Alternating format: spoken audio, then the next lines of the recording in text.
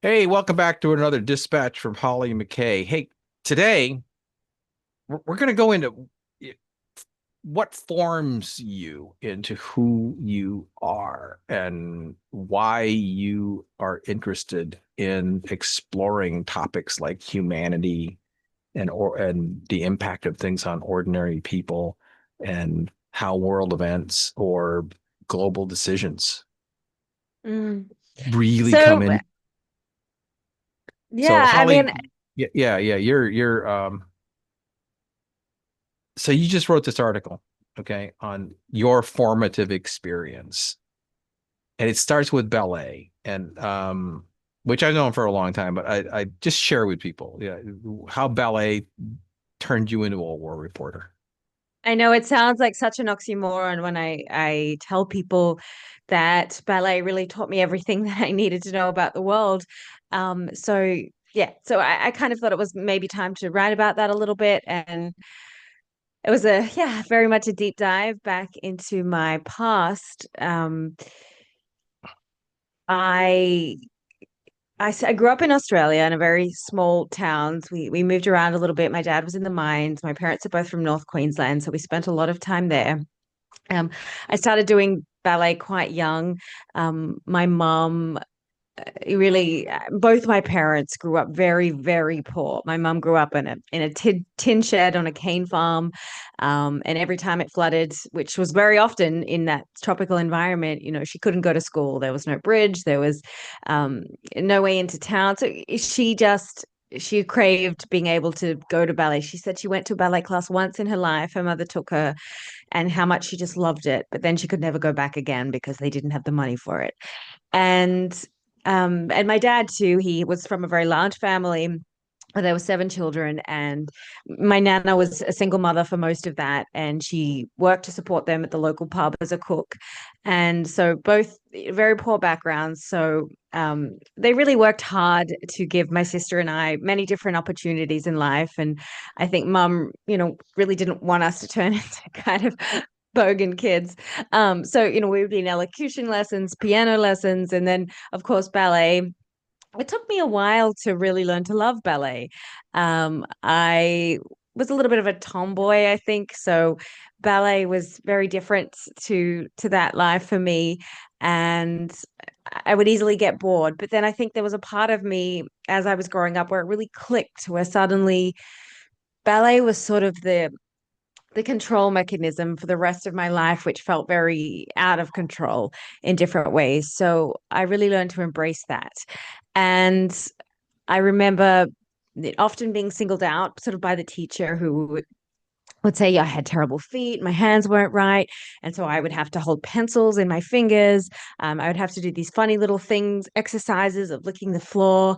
And I remember being quite resentful of that because nobody else had to do that. But really, it was some of those things that ended up transforming my technique into something that was actually very special, and some of the biggest gifts that I had as a dancer. And I went away to boarding school as a teenager so I could focus more on dancing. And it was really there that I was able to really sort of blossom into all these different styles. I In classes, we would do a lot of contemporary, we would do ballet, we would just take quite a range. And so you would have these different amazing choreographers coming in. And one really big thing for me was getting to learn this what we call dance appreciation. And so for hours in my last year of school, where I studied a dance as a full-time subject, and I would get to watch Alvin Ailey Revelations, or I would watch. There was an incredible ballet Rampart that they had a ballet called Red Rooster that was set to the Rolling Stones, and it was sort of very all about the sort of hedonism of the London streets at that time. And then you also Yuri Killian, incredible choreographer who just was so ethereal. And so I learned so much about all these different parts of the world. I learned so much about the US civil rights movement, all these things that I may have not known about in the history books, that certainly were not in my curriculum as a sort of small town girl growing up. And so I was very determined that I needed to sort of go out and see the world. And it was really through music. And we learned to understand music. So I guess my history of the world was through music, through the eras of the time, through what what music was being composed at that time, or what the choreographers were doing in their pieces of that time, and you would just be sort of shocked when you really deep dive into this, like how much you can learn about the wars, the time periods, the Great Depression, whatever it may be that was going on. Dance was really this medium to reflect that, and that absolutely fascinated me. I ended up breaking my ankle when I just turned 18. So then I had to go back to sort of university. I was still dancing on the side, making money. And then at 20, I went to New York to finish my degree. Was still recovering a little bit, but not really sure what direction my life was going in. I took a class, and I was really encouraged by the teacher that I should be doing this professionally. There was this sense of her describing some of my technique, physicality as being perfect, and that as a dancer is what you strive for your entire life, is this perfection, and you're constantly sort of pushing for it. But suddenly I had this affirmation that I'd never had before, and it was actually then that I realized that I don't think I had what it took to make it in a cutthroat industry, not because I didn't think that I had the ability. And mind you, I was never technically the best. I didn't have the longest legs or the killer strength or the best turnout, but I really had a lot of soul in my dancing. And I was able to kind of tell a story, maybe, with a sort of dramatic facial expressions, but still that soul, I think, is really what sells a performance. And yeah, at that point, I felt so burned out and tired, and I just had that realization that I didn't think that I just didn't have enough fire for it. I loved it. I loved to be able to go to class. I loved to be able to do it. It was an important part of my life. It's still an important part of my life, but I think you had to really want it. And I didn't feel that I really wanted it.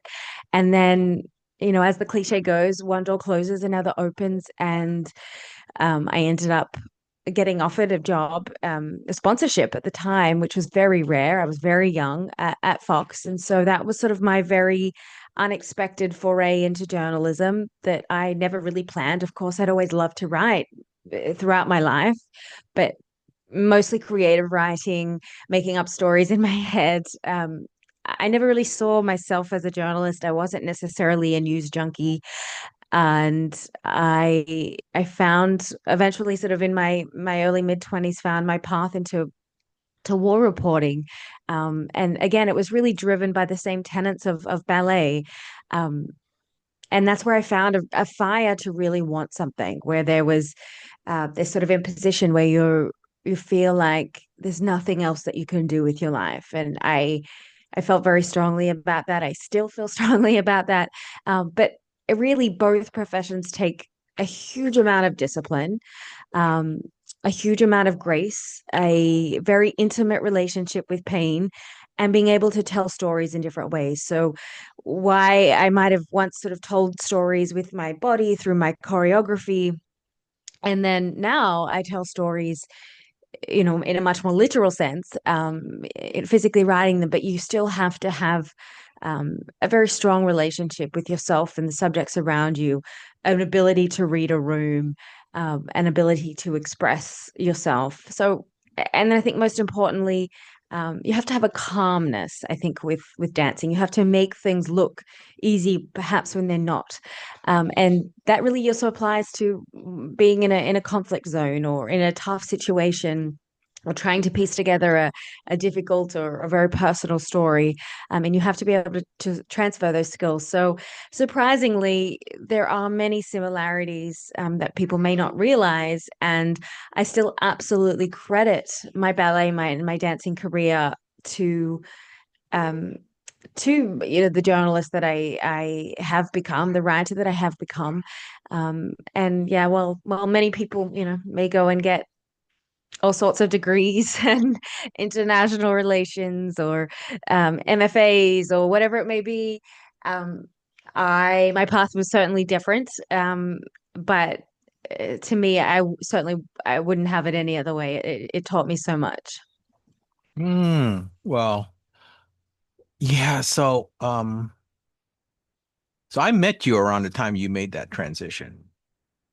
And as I recall, you were very driven and very methodical, and and you and you had so much of that dancer still in you at the time.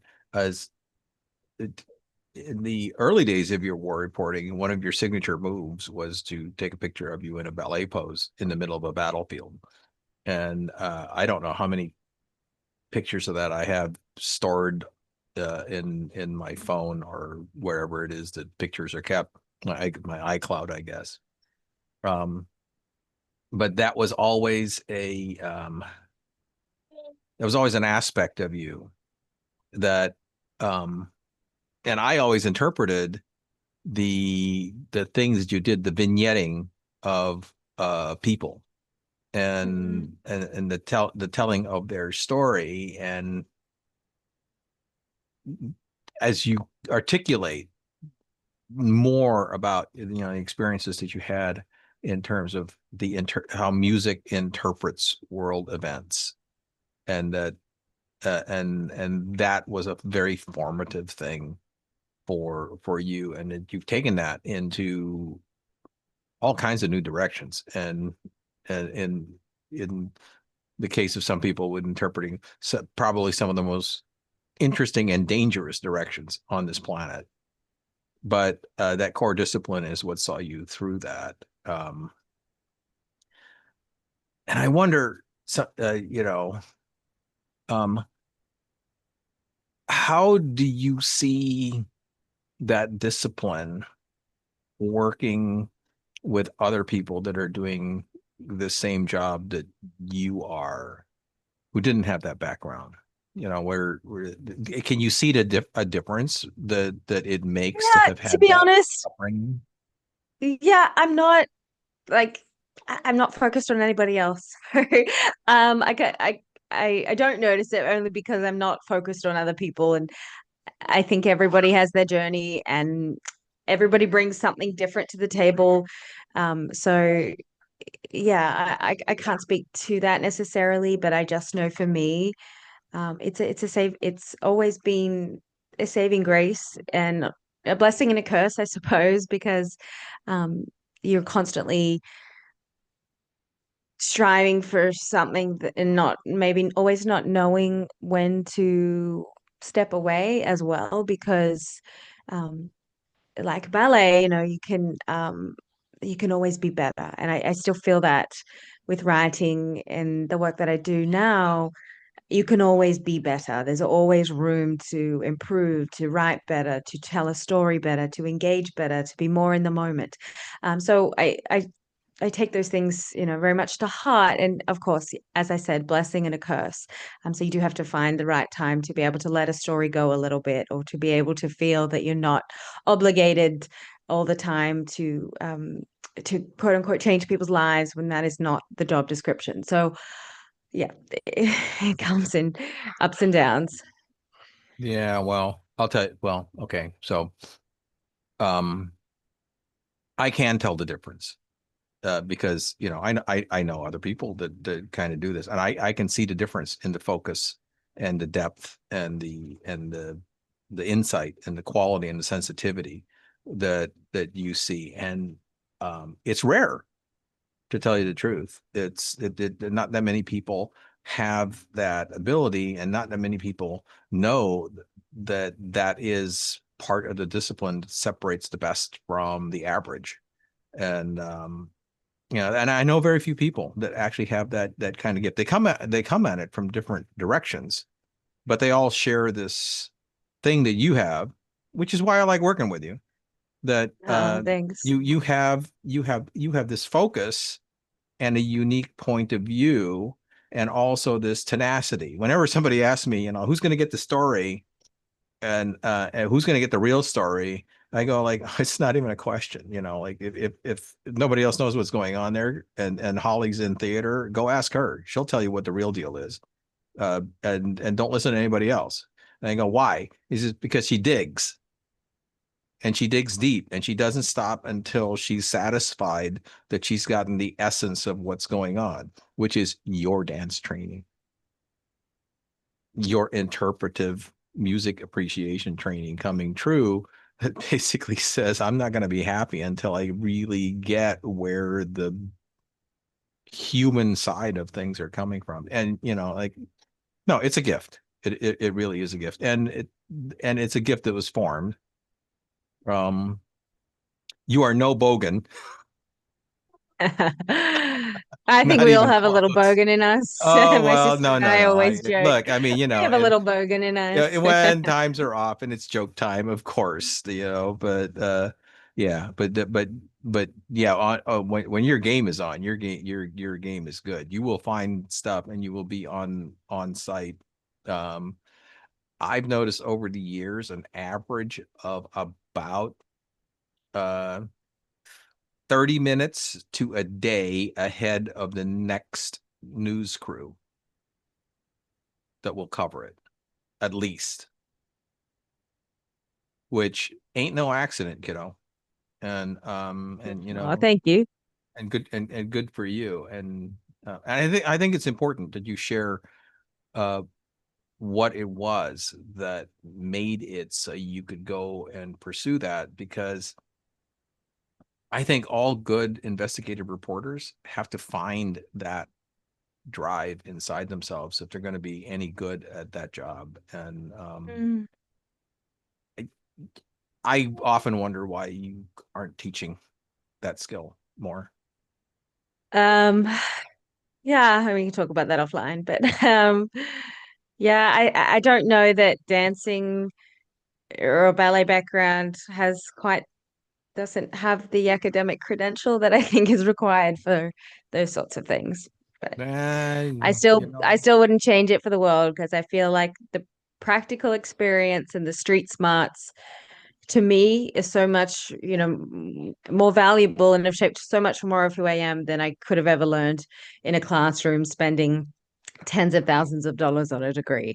As much as I love to go back to school, I mean, at this point of my life as a mom, um, I have to focus on what's in front of me, and I don't think that I have that luxury of I don't have any help, so I don't have that luxury of going back to school and taking that time off and spending money on top of that. So I just have to make do with the background I have, and it's something that I think is unique. So I certainly embrace it, and I encourage people um, to embrace their unique backgrounds. Don't think that to become a journalist, you have to have a degree in journalism. Go and get a degree in something else. Travel the world.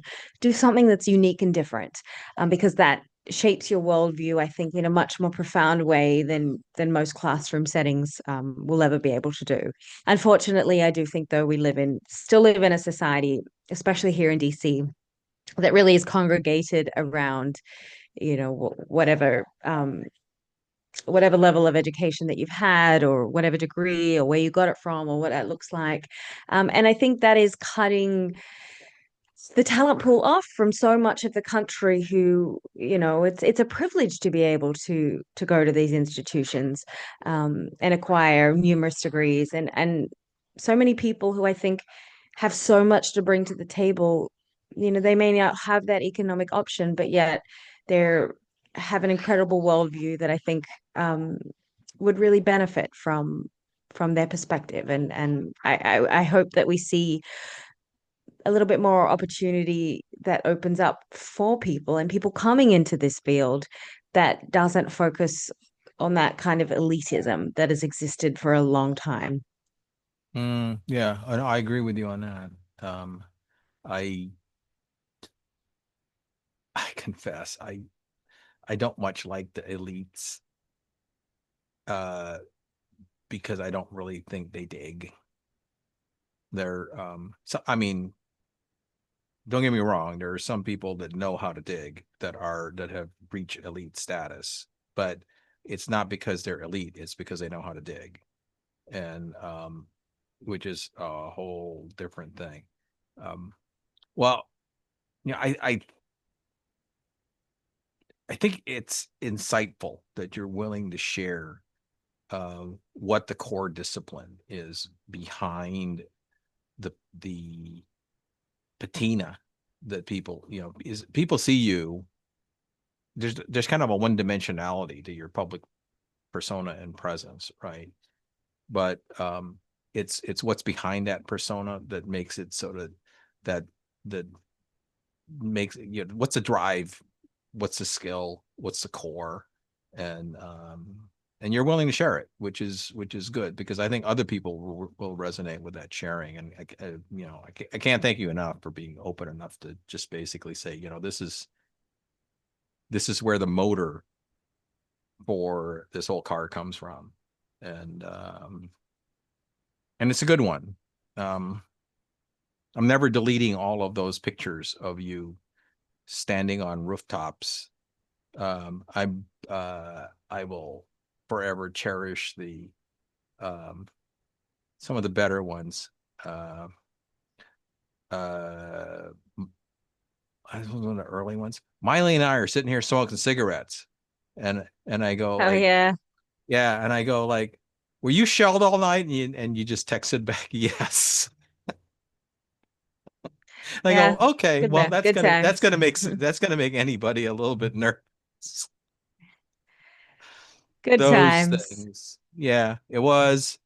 They're good times to look back on, but also the ability to stay focused and stay on track and stay on job with all of that stuff happening is also based on having a life of discipline that led up to it. So good for you. Thank you.